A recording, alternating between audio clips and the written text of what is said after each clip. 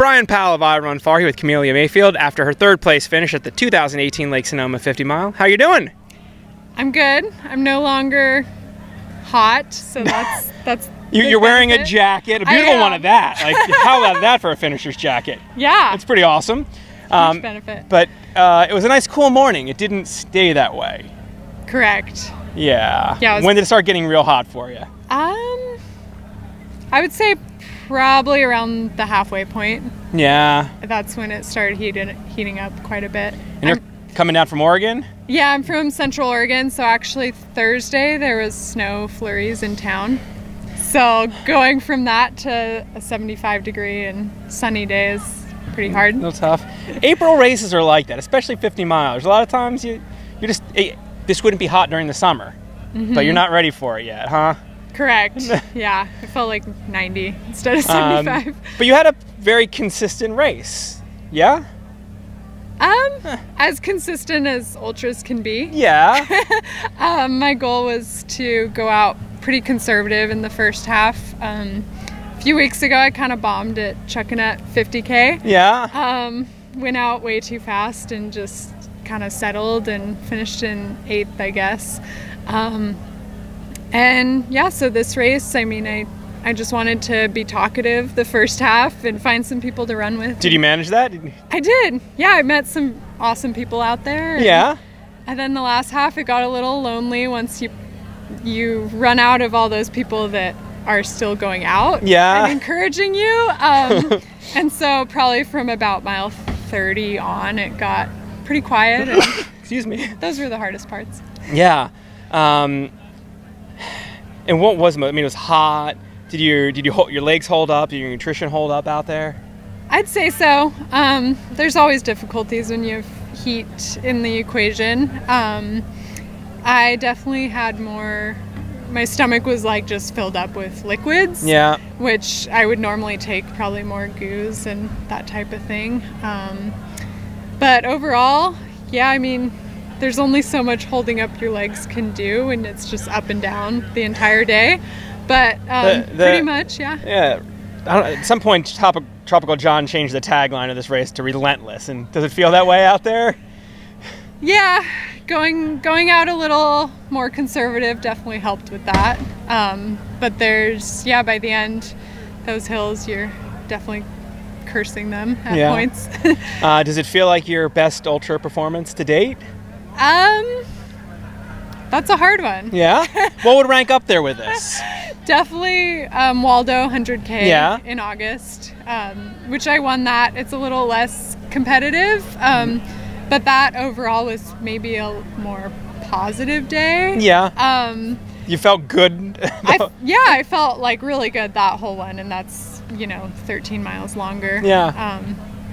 But just knowing that I was out here with some really legit competition and I was able to pull off a 3rd place, that's a huge honor. That's got to build some confidence going to other races. And you can win a Waldo alone, but to be here and race some really spectacular women. Yeah, and it was great. I forget who got 2nd place. Taylor.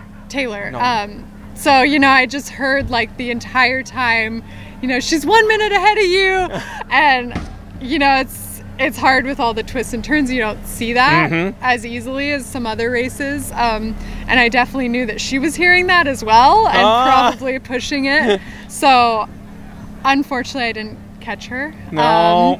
But she ran an amazing race. So. But you made a race of it. I mean, like. Yeah.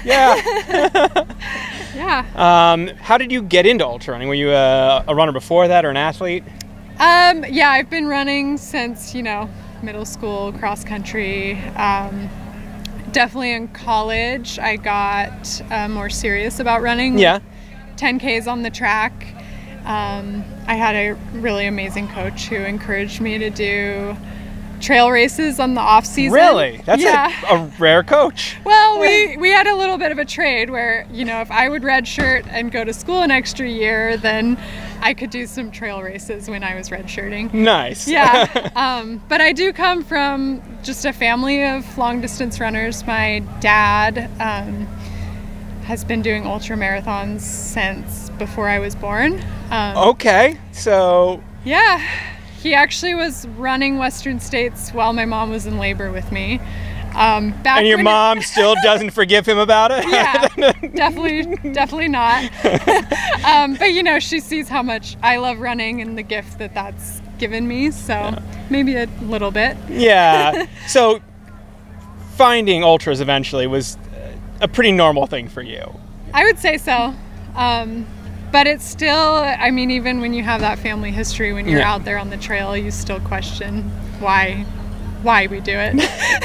I don't know. For me, just when you mentioned you did track 10Ks, for me, that the concept of that is so much more difficult than being out on a beautiful 50-mile jog around Lake Sonoma. Like, True. Mentally taxing. Like, all right, you got to run your lap, every lap. Yeah. 25 laps. Yeah, a little bit. It's definitely interesting.